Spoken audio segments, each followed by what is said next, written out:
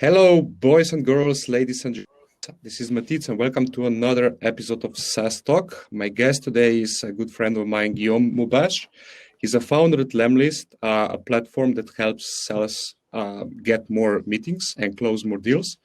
From 2017 till today, they grow up to 8,000 customers and 5 million in ARR, annual recurring revenue.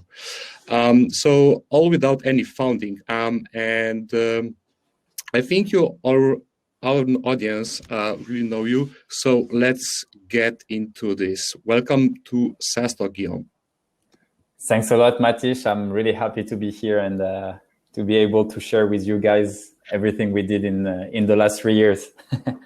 Perfect. So since most of the audience knows you, let's get straight to the latest genius videos on LinkedIn. So you rejected first 20 million and then you rejected 30 million investment. I love the mindset that VC money is not the measurement of success. So let's start with that. So is it something that you did just as a PR stunt, or was really a hard decision to make to refuse to take the money? Yeah, so there are like two different things. So first of all, like the idea is that in the media, all you can see is startup raising money, and often we can see that for people, like around the startup ecosystem, like raising funds is synonym to success. However, like the companies who usually raise funds aren't profitable, and hence, like sometimes, like I think the stat is 8 out of 10 startups who raise funds actually failed from the last Harvard study. And the thing is, what we wanted to show is that there is a new definition of success, and that by being bootstrapped, you can also be in hypergrowth. You can really succeed, and you don't need millions, to do it. So because whenever, you look in the press, you never really see anything about bootstrapping. It's like bootstrapping, everyone thinks it's a mom and pop's shop where you're just going to make a little bit of money because you're bootstrap, etc. But actually you can be in hypergrowth. So the thing is, like, what we wanted to show is really to send a strong message to people that you can succeed without having to actually raise funds. And for that, we decided to announce publicly that we were raising funds in order to get a lot of attention, and eventually turn down the offer. But the truth is, initially, it was it was about VC money. So for people who don't know this, investors, when they come from venture capital, they usually put money directly into your company, but you don't get a lot of cash out, meaning that from when you raise 20 million, the 20 million goes into your company, and maybe you're going to get around $100,000 for yourself, but usually not more than 200,000, because for the VC, it's a red flag. However, the fact that we did this in public brought us so much attention that we received another offer, which was 30 million, but this one was from a private equity fund, and they were offering $15 million that could go directly into our bank account with the company, and $15 million that would go directly into our pockets as the founders. So that's $5 million each. And essentially receiving that offer kind of changed our plan, because we're okay, we knew we wanted to say no, but now we're talking about 5 million. I come from a very I would say modest family. My parents don't have a lot of money. Vianney, my co-founder, has 2 kids. So 5 million is really life-changing. But the truth is, I spend a lot of time helping entrepreneurs, and I see so many entrepreneurs wasting time on trying to raise funds when actually they should focus, on their customers. That I thought, okay, let's be true to ourselves. We want to send a message to the world, so let's do this and let's say no. It's fine, and money shouldn't be defining our value. So we said no, and then everything went kind of crazy. Yeah. We had all these articles and mentions in the media, which I think is nice because it created a debate as well. Awesome. So have you seen any spike in the traffic and acquisition of your new customers during the last month, from the first video and the second video, because you announced a couple of videos in the recent weeks?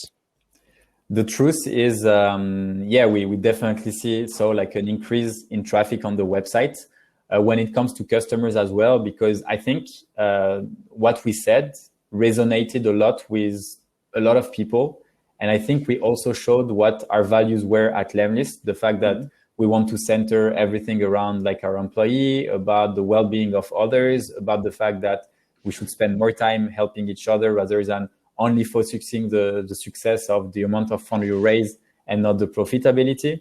So because of that, I think like, we generated, I would say like maybe 20 or 30% more inbound leads and deal close by the same occasion than in the last couple of weeks. Cool.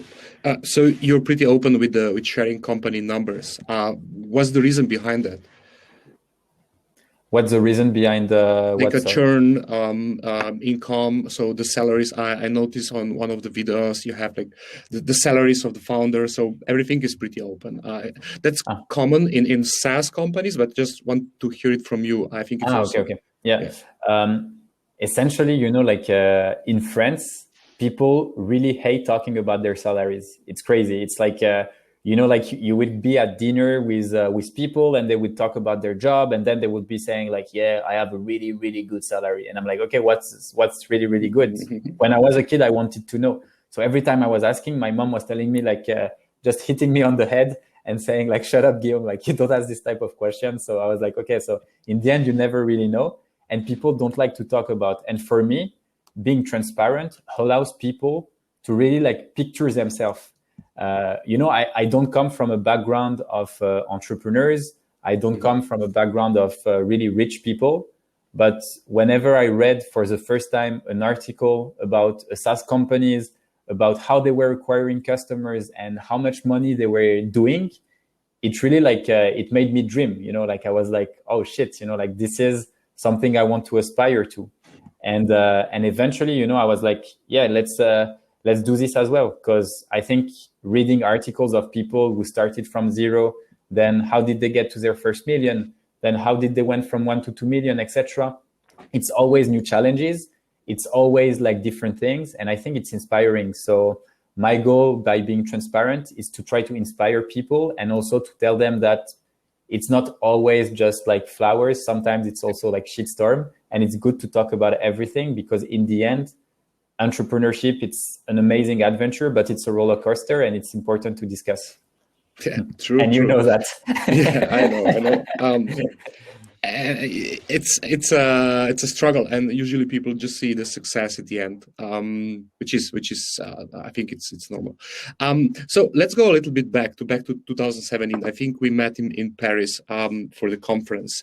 At that time, you were talking about launching on AppSumo, and you did a great launch on AppSumo. So what changed after AppSumo?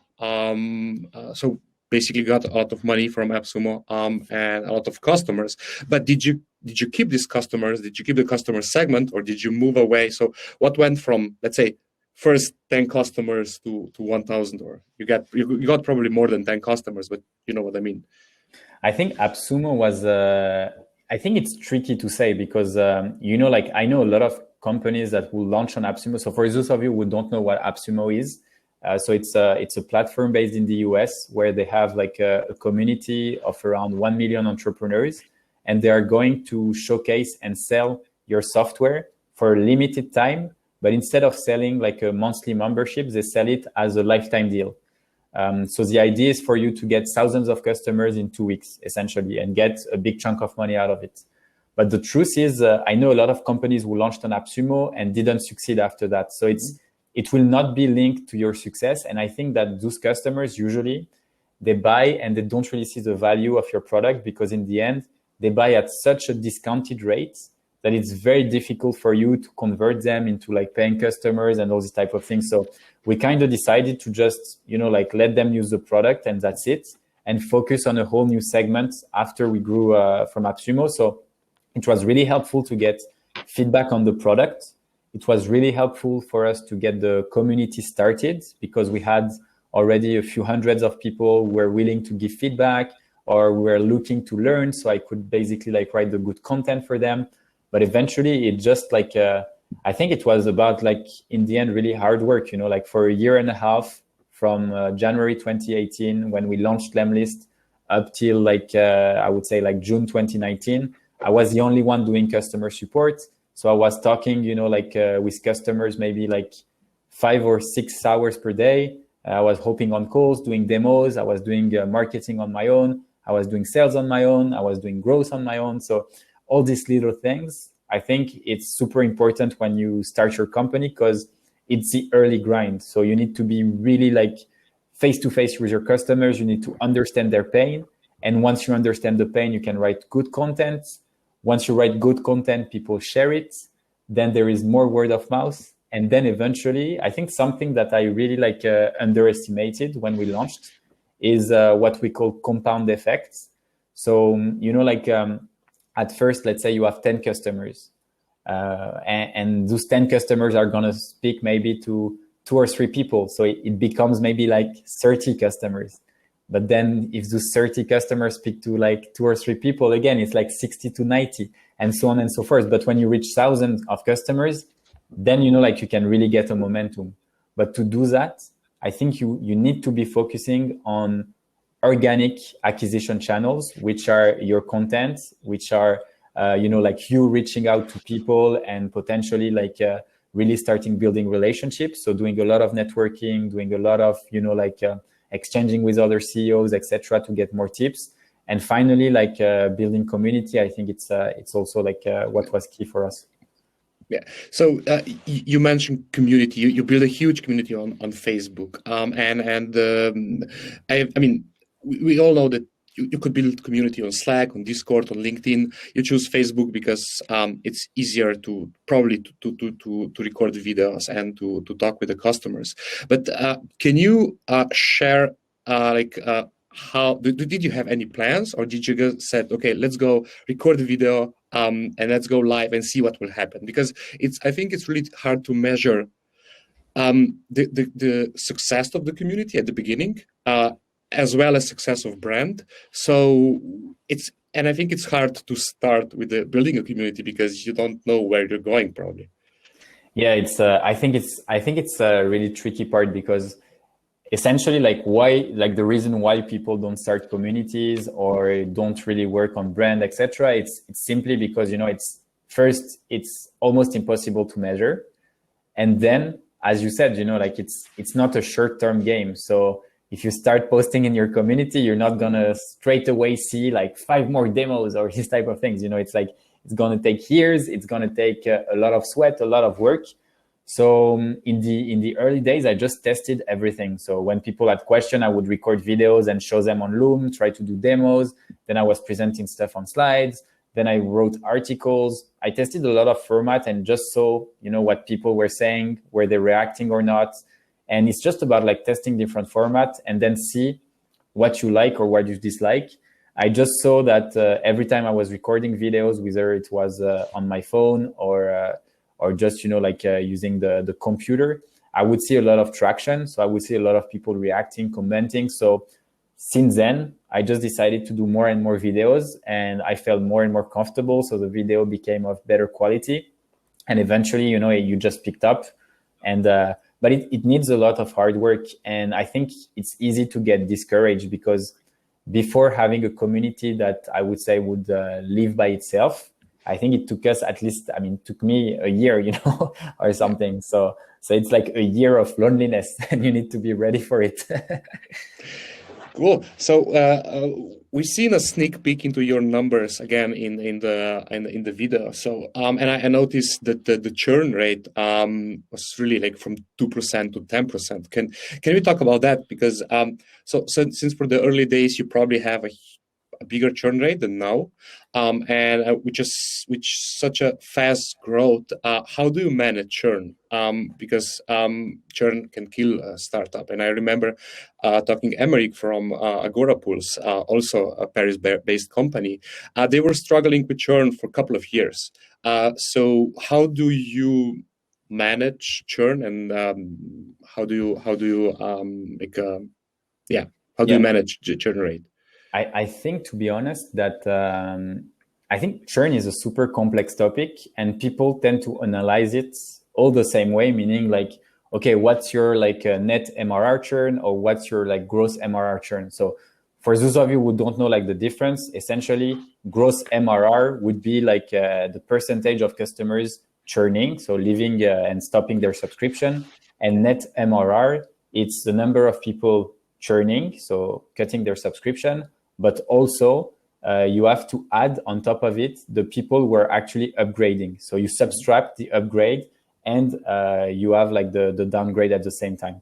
That's why the net MRR churn can actually be negative when you have customers who are actually like upselling, meaning that they are like basically getting like more seats, getting more things. So on our case, we have different type of segments. So we have like the very teeny tiny like customers where, for example, like solopreneurs, and we know that our churn rates on this segment is much higher than the companies who have maybe like 4 to 5, I don't know, like seats, meaning like their sales team is about 4 to 5 people. And because we know that they are like really already, they have like their department that is well set up.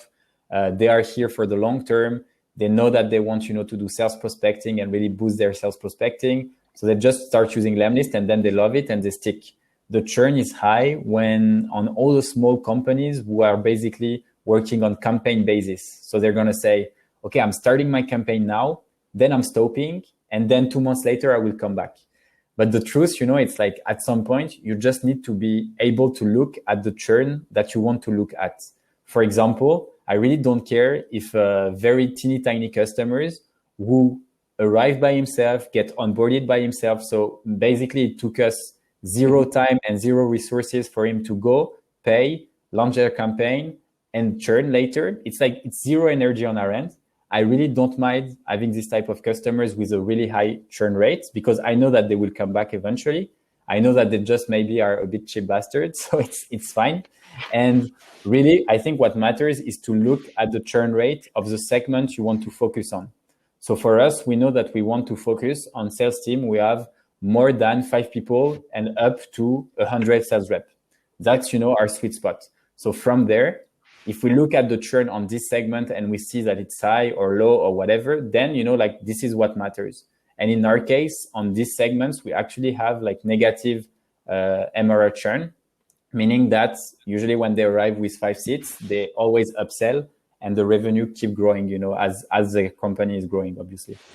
Perfect. So yeah, this was my next question. Are you going up market now? So starting with AppSumo, obviously non-paying customers and these tiny customers, and now we're going up to 100 sales. So these are really, really up market. Is this something that you plan to move to the up market, like with all the partners that you have, like Zendesk and all of the big guys? You probably think on the bigger LTV with the big customers. No, to be honest, like I know a lot of people want us to go up market. Sales team of 100 people are like I think it's getting like really big. For us, really the focus is to stay SMBs, so like startup and scale up. The reason why is just like I really love like this segment. I think it's just like much nicer because enterprise, you start being into deals that will last for like a long time. Obviously, your churn rate is much lower and it's nice and everything. But, I love volume. I love like high volume. I love when, like when there are like tons of people and it's just like a huge party. Like this is what I like. And this is the feeling I want to create at Lemlist, a huge party of people, launching their and growing their business together. So yeah, I think like scale up and obviously like startups and SMBs is really our sweet spot. And in the next 5 years, we won't move up market because it's not really our goal and ambition. Yeah. So how many sales reps do you have? You have a small team, right? Yeah. So in total, we are like 35 people now, and I think in the sales team, so it's 6 people in total. Okay. And the rest are customer success, customer support, or content? Yeah, so it's 9 or 10 people in tech, So developers. Then we have like 5 people in support, and then it's marketing growth, and we have also like a video department because we love doing videos, and it's we also have tons of projects coming soon. Yeah, cool. And you have a big team in Belgrade, if I'm correct. Yeah, in Belgrade we have I think 4 people. So 2 people working in support, 1 people working in sales, and 1 person working in growth. Our head of growth actually, Vuk. Cool. So before we switch to Q&A, I have 2 questions, personal questions. So what advice would you give to Guillaume 5 years ago?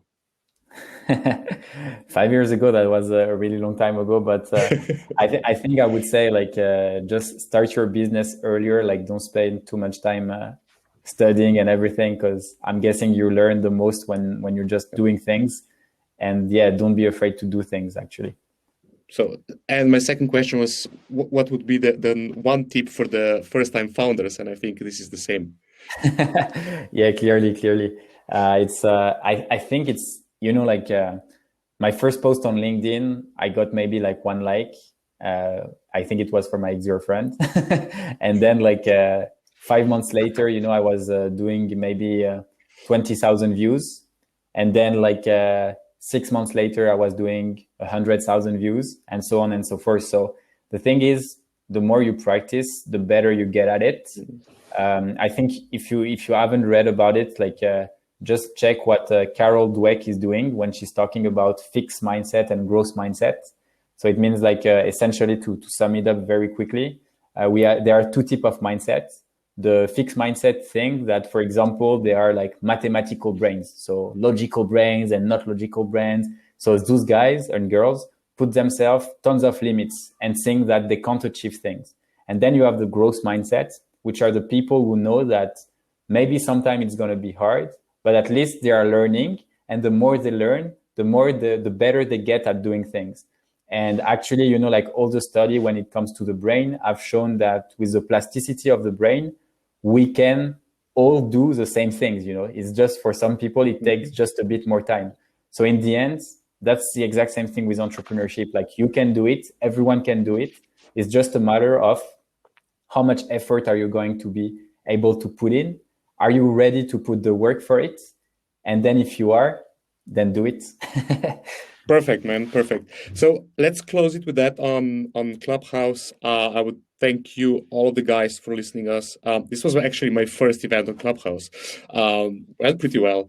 So we are leaving Clubhouse now and going to Q&A only on SaaStock. So let's leave this. Awesome. All right. Bye-bye, guys. It was great talking to you. And maybe let's see each other on SaaStock for everyone going there. Perfect. So let's switch to Q&A, and I would encourage all attendees, raise your hands, and I will make you a host so you can ask questions. I think there were more people on the Clubhouse actually. Yeah, true.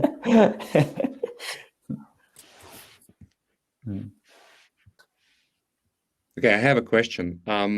So what is the next goal for Lemlist in 2021? So I bet COVID really didn't hit you a lot in the revenue sense. So what is the main goal for this year? So the goal in terms of revenue is to reach 10 million ARR by the end of the year. Then my goal on a maybe like more personal level is to really be able to help the team step up. So I want to make sure that, because, you know, like I think last year we were maybe like 10 people. Now we're like 35. So I just want to make sure that everyone has been onboarded properly, that everyone loves what they're doing. Make sure that, you know, everyone is on the right project. Everyone is really like learning new things every day. So that's more like my personal goal. And then I would say like company wise, our mission, you know, is to really help 1 million entrepreneurs launch profitable businesses and grow them. And when I say entrepreneurs, for me, it's more a mindset. So we love to work with entrepreneurs, but I think that sales rep, guys in marketing, guys in growth can be entrepreneurs. It's more like a mindset rather than a job title. And yeah, that's kind of like the the main goals. So exciting stuff coming in. So what are your main, day-to-day tasks now with 30 people? Obviously, you still talk to customers. You do a lot of interviews, you do a lot of video content. So what is the main, managing the team probably? Still doing sales one-on-one? Sales, no, I try. Like the team is great. Like they are like doing an amazing job. So for now, like I don't. Sometimes I might be I don't know, like doing some calls, seeing if it's a fit, and then for onboarding and all these type of things, I would just like leave the team do it. But I tend like to spend more time with the marketing team, working on vision, working on what needs to be done, challenging the team on what they are planning to do.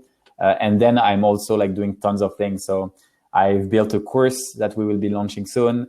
I record a lot of videos to help people, like giving them tips, giving them actionable things that they can do in their company. I also like write some content. So I'm still doing like a lot of things that are really like, like actionable and not just managing and things like that, because obviously like I do one-on-one with people regularly. So I get a sense of how everything is going and how I can help them. But I also try to keep, like hand in the dirt, like we said.